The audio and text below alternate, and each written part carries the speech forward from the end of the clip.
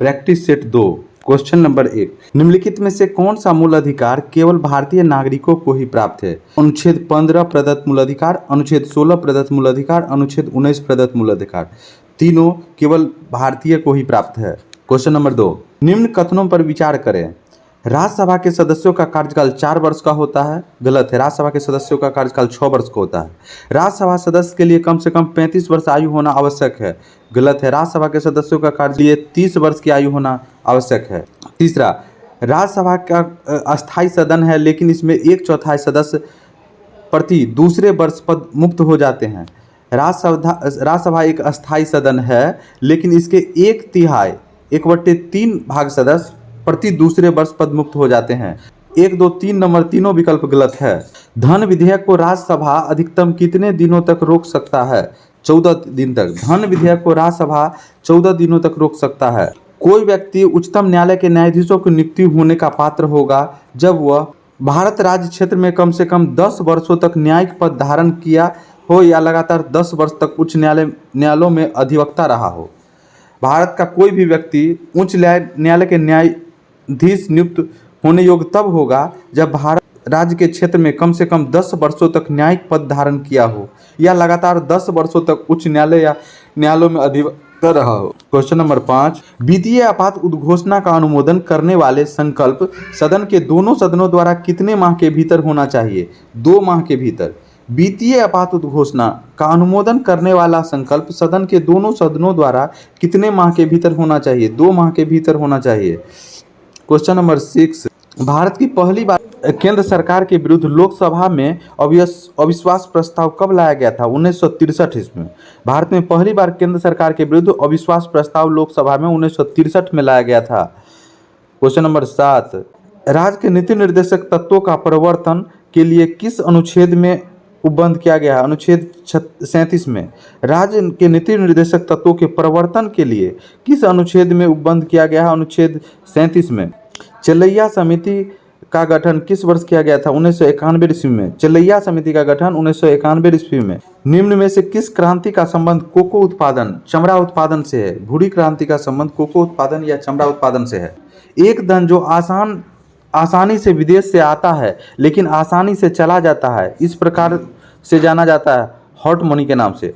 एक धन जो आसानी से विदेशों से आता है लेकिन आसानी से चला जाता है, इस प्रकार से जाना जाता है हॉट मनी के नाम से जाना जाता है। गन्ने की उचित पारिश्रमिक मूल्य FRT अनुमोदन करता है। आर्थिक मामलों पर कैबिनेट समिति गन्ने के उचित और पारिश्रमिक मूल्य FRP अनुमोदित करता है। आर्थिक मामले पर कैबिनेट समिति। असहयोग आंदोलन में कौन सा कार्यक्रम शामिल नहीं है? असहयोग आंदोलन में सरकारी वाहनों की यात्रा करने पर पाबंदी थी, ये शामिल नहीं था। बाकी सब शामिल था। सरकारी पदों का त्याग, विदेशी माल का बहिष्कार, अदालतों की वकीलों द्वारा बहिष्कार। असहयोग आंदोलन में कौन सा कार्यक्रम शामिल नहीं था? सरकारी वाहनों की यात्रा करने पर पाबंदी, ये नहीं था। बाकी सब था। सरकारी पदों का त्याग करना, विदेशी माल का बहिष्कार करना, अदालतों का वकीलों द्वारा बहिष्कार किया जाना। दांडी मार्च समाप्ति किस तिथि को हुई थी? 6 अप्रैल 1930 को। दांडी मार्च समाप्ति 6 अप्रैल 1930 ईस्वी को हुई थी। गांधी के जीवन काल में घटी निम्न घटनाओं का कालक्रम सही नहीं है। ABC तीनों सही है। चौरी चौरा घटना 5 फरवरी 1922 को, द्वितीय गोद में 7 सितंबर 1931 को, पूना समझौता 24 सितंबर 1932 को। आजाद हिंद फौज के साथ सुभाष चंद्र बोस ने सिंगापुर में स्वतंत्र भारत की अस्थायी सरकार का गठन कब किया था? 31 अक्टूबर 1943 ईस्वी को। आजाद हिंद फौज के साथ सुभाष चंद्र बोस ने सिंगापुर में स्वतंत्र भारत की अस्थायी सरकार का गठन 31 अक्टूबर 1943 ईस्वी को किया था। सती प्रथा का उन्मूलन किया गया था 1829 के 17 के द्वारा। सती प्रथा का उन्मूलन 1829 के नियम 17 के द्वारा किया गया था। बहावियों के विद्रोह को कुचलने का श्रेय किस गवर्नर जनरल को जाता है? लॉर्ड एल्गिन प्रथम। बहावियों के विद्रोह को कुचलने का श्रेय किस गवर्नर जनरल को जाता है? लॉर्ड एल्गिन प्रथम को। त्रिपक्षीय संघर्ष निम्न में से कौन राजवंश शामिल नहीं था? पल्लव। त्रिपक्षीय संघर्ष में पल्लव शामिल नहीं था। पाल, राष्ट्रकूट एवं प्रतिहार शामिल था। त्रिपक्षीय संघर्ष में शामिल था पाल, राष्ट्रकूट एवं प्रतिहार।